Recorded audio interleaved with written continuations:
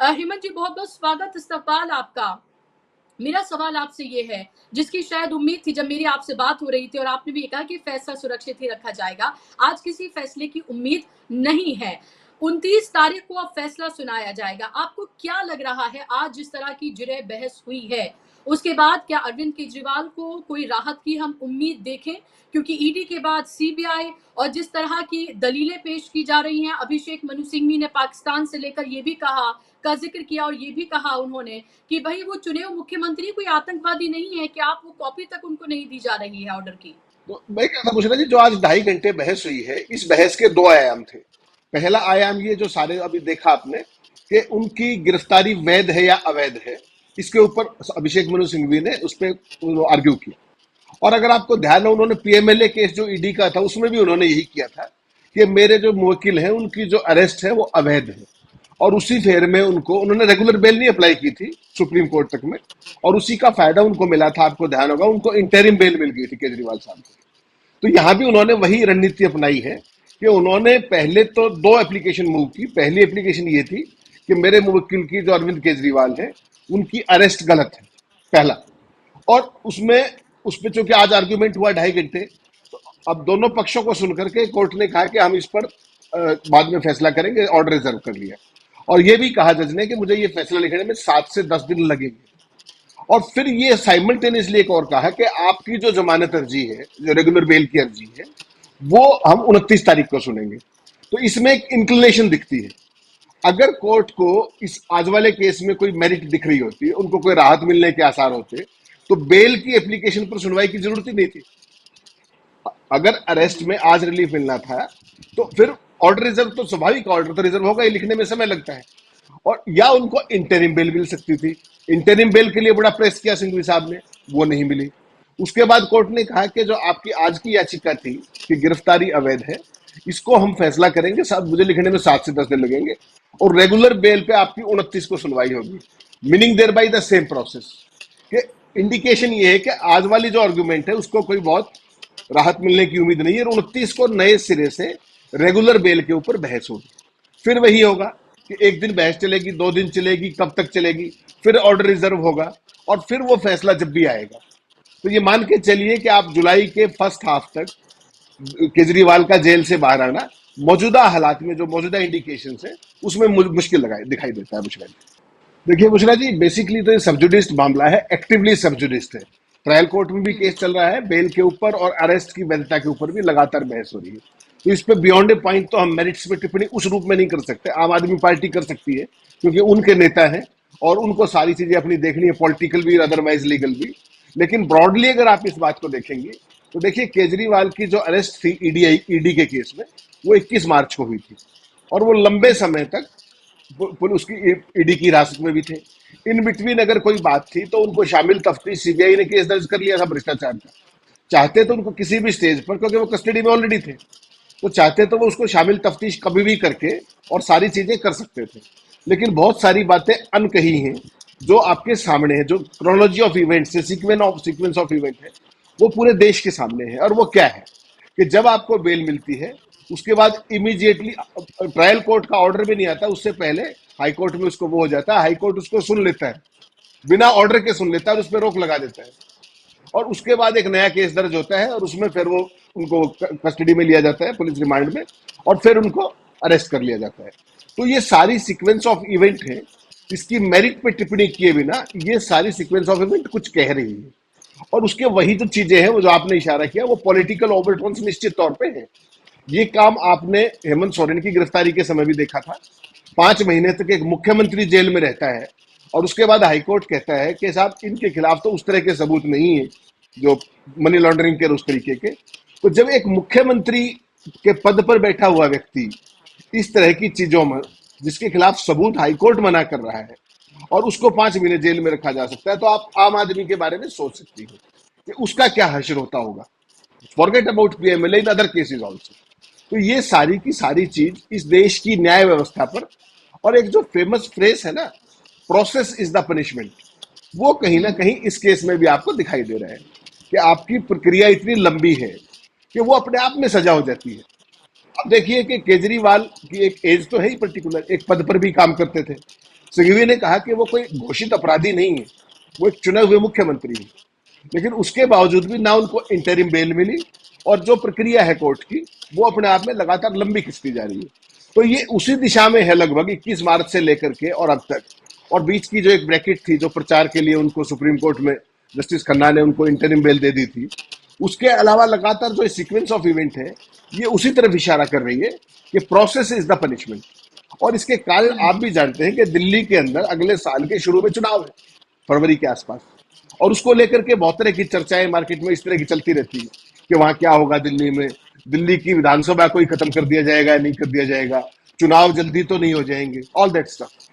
तो वो सारे पॉलिटिकल ओवरटोन्स कहीं ना कहीं इसमें हैं। और इसमें भी इंटरेस्टिंग बात यह है कि केजरीवाल ईडी के तमाम भरसक प्रयासों के बावजूद भी इंटरिम बेल तब उस समय जस्टिस खन्ना की बेंच से लेने में सफल हुए थे। और जो उसके बाद उन्होंने प्रचार किया, दिल्ली के अंदर उन्होंने धुआंधार प्रचार किया, पंजाब के अंदर प्रचार किया, दिल्ली में अलायंस भी था उनका कांग्रेस पार्टी के साथ। उसके बावजूद 7 में से 7 सीट भारतीय जनता पार्टी जीतने में कामयाब रही। और आम आदमी पार्टी वहां पंजाब में अकेले चुनाव लड़ रही थी, वो किसी तरीके से 13 में से 3 सीटें ले पाए। Out of 13 they were only able to get 3, meaning thereby कि उनको जो जेल जाने का जो लाभ था वो डायरेक्टली पंजाब में तो बीजेपी को नहीं मिला, बीजेपी में पंजाब की कोई सीट नहीं आई, लेकिन कांग्रेस को वहां पर 7 सीटें मिल गई। तो ये सारी चीजें जो हैं ये कहीं ना कहीं इनकी पॉलिटिकल ओवरटोन्स 100% है। अब तो ये देखना है कि सीबीआई के मामले में, क्योंकि ईडी के मामले में जब आपको रेगुलर बेल मिल चुकी है और केस वही है, केवल धाराएं बदल गई हैं, यहाँ पर भ्रष्टाचार का केस है, वहां पर मनी लॉन्ड्रिंग का केस था। अगर जी। आप उस ईडी का केस देखें तो इस केस क्या था, prevention of money laundering act. जितने भी लोग, चाहे वो अपने मनीष सिसोदिया हैं चाहे केजरीवाल हैं, उनके घर से कोई पैसा बरामद हुआ है क्या, कोई ट्रेल मिली है क्या? तो जब मनी ही नहीं है तो उसकी लॉन्ड्रिंग कहां से होगी? इसको इस्टेब्लिश करना पड़ेगा ना, और that is a long drown process. यही चीज अब सीबीआई के साथ आएगी कि आपने भ्रष्टाचार का केस तो ले लिया, दर्ज कर लिया, अच्छी बात है, लेकिन उसको इस्टेब्लिश कैसे करेंगे? केवल हियर से नहीं होता ना, कोर्ट को तो गवाह चाहिए, सबूत चाहिए, वो सारी चीजें हैं, उसमें लंबा समय लगेगा। लेकिन एक बात तो आप कह ही सकते हैं कि जितना लंबा ये प्रोसेस चल रहा है ये अपने आप में उनके लिए एक पनिशमेंट है, इसमें तो कोई कहने में कोई गुरेज नहीं है। इस पर चूंकि मामला मैंने पहले भी कहा कि एक्टिवली सब्जुडिस्ड है और अदालत उनकी गिरफ्तारी पर ही बहस आज करके हटी है, और उसके बाद उसको ऑर्डर को रिजर्व किया गया है। तो वैसी सूरत में इसके मेरिट्स पे कमेंट करना थोड़ा सा ठीक नहीं रहेगा एक जुडिशियल उसके जी। हिसाब से।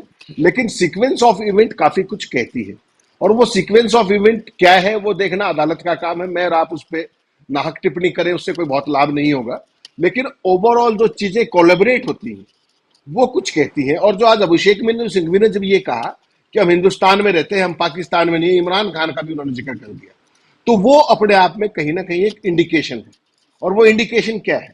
वो इंडिकेशन है फ्रस्ट्रेशन की, वो इंडिकेशन है प्रोसेस की, कि किस तरीके के प्रोसेस लगातार लंबा होता जा रहा है, और एक बीमार व्यक्ति जो सो कॉल्ड कथित रूप से डायबिटिक है और सारी चीजें हैं, उसकी कहीं ना कहीं हरासमेंट हो रही है। लेकिन ये सारी चीजें देखना अदालत का काम है।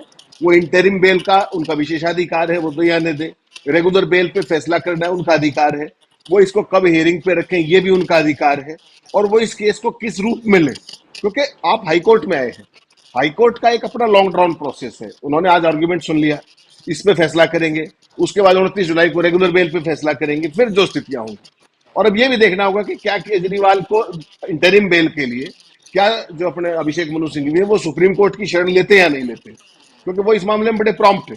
उनका बेसिक पर्पज ये रहता है कि किस तरीके से उनके मुवक्किल को कोई रिलीफ मिल जाए, और रिलीफ भी इफेक्टिव रिलीफ मिले। और जहां तक आपने बात कही लंबा समय तक जेल में रहने की, देखिए जो जुडिशियल कस्टडी है ना बुशरा जी, उसका जो संवैधानिक जो वो है मूल आधार है वो क्या है? उसमें दो चीजें रहती है। एक तो आपसे जांच एक्टिवली जारी है, उस दौरान आपको कस्टडी में लिया जाता है कि ताकि आपसे जो भी सबूत, जो भी आपकी गवाही, जो भी सारी चीजें व्यक्तिगत तौर पे आपसे बरामदगी, वो सारी की जा सके, और दूसरा आप गवाहों को प्रभावित ना कर पाए, इसलिए जुडिशियल कस्टडी होती है। तो इस मामले में भी कस्टडी अब लगातार बढ़ती जा रही है। इसमें अब ये अपने क्या नाम है अभिषेक मनु सिंघवी क्या रुख लेते हैं वो सुप्रीम कोर्ट की तरफ जाते हैं या नहीं जाते, वो देखना काफी इंटरेस्टिंग होगा। क्योंकि यहां तो एक बात मान के चलिए, अभी 12 दिन का तो कम से कम कोई राहत की उम्मीद नहीं है। पहले जी, आज ये फिनिश हुई है, 29 को रेगुलर बेल पे सुनवाई होगी, वो कंप्लीट होगी, आगे कैरी फॉरवर्ड होगी, फिर ऑर्डर रिजर्व होगा, क्या परिस्थितियां होंगी। तो इसलिए मैंने आपको कहा कि फर्स्ट वीक ऑफ अगस्त तक कोई यहां से तो रिलीफ मिलने की, कोई तात्कालिक इफेक्टिव रिलीफ मिलने की उम्मीद नहीं है। ये निश्चित तौर पे हेल्थ एक बड़ा ग्राउंड होता है, लेकिन देखना फिर वही बात है कि क्या अब जो ये प्रोसेस यहाँ पर होगा, ये मान के चलिए कि यहाँ पर अगले 15 दिन तक कुछ नहीं होने वाला जहां तक रिलीफ का सवाल है। इसलिए मैंने कहा कि इस मामले में बहुत प्रोफेशनल है अभिषेक मनु सिंघवी। क्या वो इमीडिएटली सुप्रीम कोर्ट में रेगुलर बेल के लिए, इंटरिम बेल के लिए हेल्थ ग्राउंड पे पेटिशन मूव करते हैं या नहीं करते हैं, वो देखना बड़ा इंपॉर्टेंट होगा। क्योंकि लाइन ऑफ एक्शन तो वही उन्होंने ही तय करना है, उस पर मैं और आप तो कुछ भी चीज ऐसी भविष्यवाणी नहीं कर सकते। और उसमें भी फिर सुप्रीम कोर्ट का क्या व्यू रहता है, वो उसके लिए मेडिकल रिकॉर्ड्स तलब करेंगे, उनके लिए सारी चीजें, उसमें फिर ये होगा कि आपने एप्लीकेशन मूव की, जेल अथॉरिटीज भी अपना जवाब देंगी, जांच एजेंसी भी अपना जवाब देगी। Again that is a long drawn process. लेकिन वहां पर सुप्रीम कोर्ट में अंतरिम राहत मिलने के चांसेस इस पर्टिकुलर केस में ज्यादा हो सकते हैं, provided they move to the Supreme Court. वो फैसला अभिषेक मनु सिंघवी को करना है, उसमें कोई और कुछ नहीं कर सकता। थी अभिषेक मनु सिंघवी की, ये उन्होंने पिछली बार बहुत ही कामयाबी के साथ सुप्रीम कोर्ट में अरविंद केजरीवाल को राहत दिलाई थी, अगर आपको ध्यान हो तो।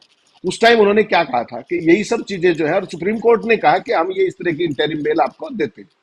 इस बार भी उन्होंने की स्ट्रेटेजी यही थी अरविंद केजरीवाल को लेकर के सिंघवी साहब की, कि यहां पर जो है गिरफ्तारी को ही अवैध घोषित कराया जाए ताकि बेल में मूव ना करना पड़े।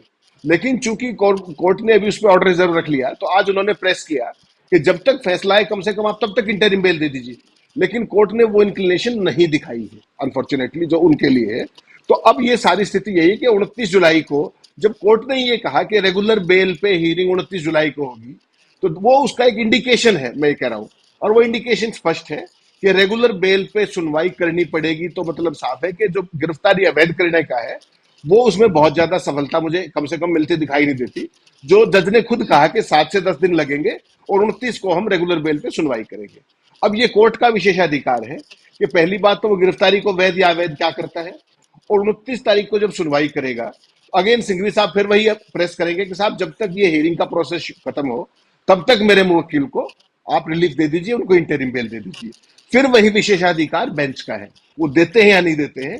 और ये विशेषाधिकार भी सिंघवी साहब का है कि क्या वो सुप्रीम कोर्ट में इंटरिम बेल के लिए मूव करते हैं या नहीं करते हैं। सबसे बड़ी त्रासदी क्या है कि वो इतने जबरदस्त मैंडेट के साथ चुन करके आए हैं, लगातार दूसरी बार सरकार आई है, और उनको काम नहीं करने दिया जा रहा है। आपने किसी लोकतांत्रिक इतिहास में संघीय ढांचे के अंदर ये कभी सुना है कि प्रदेश की जो ट्रांसफर पोस्टिंग है ऑफिसर्स की, उनकी कमांड एंड कंट्रोल अगर चीफ मिनिस्टर के पास नहीं होगा, तो वो उनसे काम कैसे लेगा। यहां तो भय बिन प्रीत ना होए गोपाला की स्थिति है।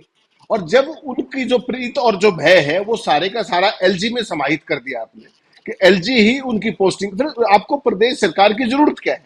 आप कहिए ना, आप हिमाकत कीजिए और कहिए कि दिल्ली में सरकार की जरूरत नहीं, और चला लीजिए एलजी से, पहले भी तो चलता ही था ना। और वही सूरत जी, हाल अब आप चुनाव से पहले कश्मीर के अंदर भी कर दिया आपने। वहां पर देखिए कॉन्फिडेंस बिल्डिंग मेजर्स की जरूरत है। कश्मीर में क्या जरूरत है कि आपने जब 370 हटाई तो यूटी बना दिया, ये कर दिया, वो कर दिया। अब सुप्रीम कोर्ट की इंटरवेंशन पर वहां पर 30 सितंबर से पहले चुनाव होना है। उसके चुनाव की जब भूमिका बनने लगी, तो उस समय होम मिनिस्ट्री क्या कहती है? होम मिनिस्ट्री कहती है कि जो आपके गवर्नेंस के रूल्स हैं, जो रूल्स ऑफ बिजनेस ट्रांजेक्शन है, उसमें ये तरमीम कर दी गई है कि ये सारी पोस्टिंग ट्रांसफर जो है एलजी की अप्रूवल से होंगी। तो फिर चुनाव कराने की जरूरत ही नहीं ना वहां भी। क्या तो आप उनको स्टेटहुड देंगे। दिल्ली में भारतीय जनता पार्टी का पिछले 20 साल का आप कोई भी मैनिफेस्टो उठाइए, वो क्या कहते हैं कि दिल्ली को कंप्लीट स्टेटहुड देंगे, फुल स्टेटहुड देंगे। और ये स्टेटहुड दिया आपने कि वहां पर चुनी हुई सरकार की ताकतें आपने सुप्रीम कोर्ट के आदेश के बावजूद भी छीन ली। वो केस अब फिर सब्जुडिस थे सुप्रीम कोर्ट में। तो आपने इस सारे खेल में क्या हुआ? भारतीय जनता पार्टी के अहंकार का जो भी एक लेवल है, उसमें जो सबसे बड़े पीड़ित कौन है? भुक्तभोगी है दिल्ली की जनता, जिसने एक सरकार चुनी, बड़ी उम्मीदों से चुनी, और उस सरकार को आपने अधिकारहीन कर दिया। और वही खेल आप अब कश्मीर में करने जा रहे हैं। तो जब आपने करना ही ये है, एलजी के थ्रू ही प्रॉक्सी गवर्नेंस करनी है, तो स्टेट गवर्नमेंट्स की जरूरत नहीं है ना आपको। जैसे दिल्ली में पूरे देश में मोदी जी हाँकते हैं, ऐसे ही हर एक स्टेट में गवर्नर उनसे कर दीजिए फिर। फिर डेमोक्रेसी की गुंजाइश कहां बची है?